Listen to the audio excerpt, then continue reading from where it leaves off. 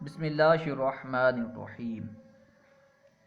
مناطقہ کی نوع اور اصولیین کی نوع کے درمیان کیا فرق ہے؟ مناطقہ اور اصولیین دونوں کی اصطلاح میں لفظ نوع استعمال ہوتا ہے، لیکن دونوں کے نزدیک نوع کی تعریف الگ الگ ہے۔ مناطقہ کے نزدیک نوع کلی ذاتی کی ایک قسم ہے۔ کلی ذاتی کی 3 قسمیں ہیں: جنس، نوع، فصل۔ تو مناطقہ کے نزدیک نوع کلی ذاتی کی ایک قسم ہے۔ مناطقہ کے نزدیک نوع کی تعریف یہ ہے: ہوا کلی مقول علی کثیرین متفقین بالحقائق فی جواب ما ہوا۔ یعنی نوع ایسی کلی ہے جو ما ہوا کے جواب میں ایسے بہت سارے افراد پر بولی جائے جن کی حقیقتیں ایک جیسی ہوں۔ مناطقہ کے نزدیک نوع وہ ہے جو بہت سارے ایسے افراد پر بولی جائے جن کی حقیقتیں ایک ہوں، جن کی حقیقتیں متفق ہوں، جیسے لفظ انسان۔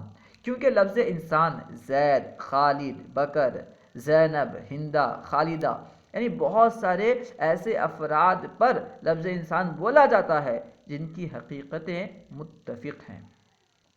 چاہے زید ہو، بکر ہو، خالد ہو، ہندہ ہو، زینب ہو، سب کی حقیقت ہے حیوان ناطق۔ تو کیونکہ لفظ انسان بہت سارے ایسے افراد پر بولا جاتا ہے جن کی حقیقتیں متفق ہیں، اس لیے لفظ انسان مناطقہ کے نزدیک نوع ہے۔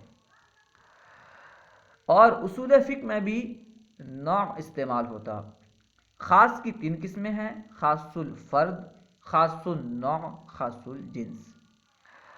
اصول فقہ میں نوع اسے کہتے جو بہت سارے ایسے افراد پر بولا جائے جن کے اغراض متفق ہوں، یعنی مقول علی کثیرین متفقین بالاغراض، یعنی جو بہت سارے ایسے افراد پر بولا جائے جن کے مقاصد، جن کے اغراض ایک جیسے ہوں، جن کے اغراض متفق ہوں۔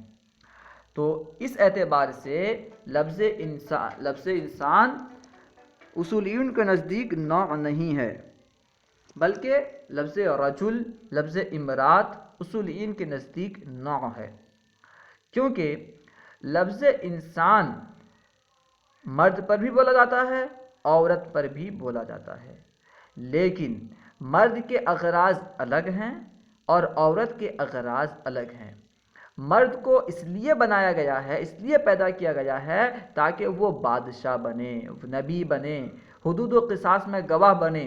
یعنی مرد کے مقاصد الگ ہیں، مرد کو بنانے کی غرض الگ ہے اور عورت کو بنانے کی غرض الگ ہے۔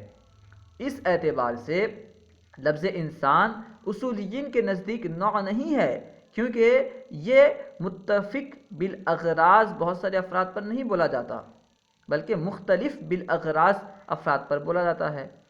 مرد کے اغراض الگ ہیں، عورت کے اغراض الگ ہیں، لفظ انسان دونوں پر بولا جاتا ہے۔ تو اس اعتبار سے لفظ انسان اصولیین کے نزدیک نوع نہیں ہے بلکہ جنس ہے۔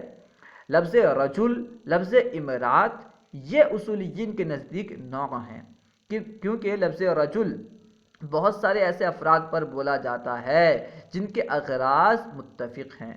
چاہے کوئی بھی مرد ہو، زید ہو، بکر ہو، خالد ہو، ہر ایک کا مقصد ایک ہے۔ ہر ایک کو اس لیے بنایا گیا ہے کہ وہ بادشاہ ہو یا نبی ہو یا حدود و قصاص میں گواہ بنے، باہری کام وغیرہ کرے، ٹھیک ہے۔ یعنی تمام مرد کے اغراض ایک ہی ہیں۔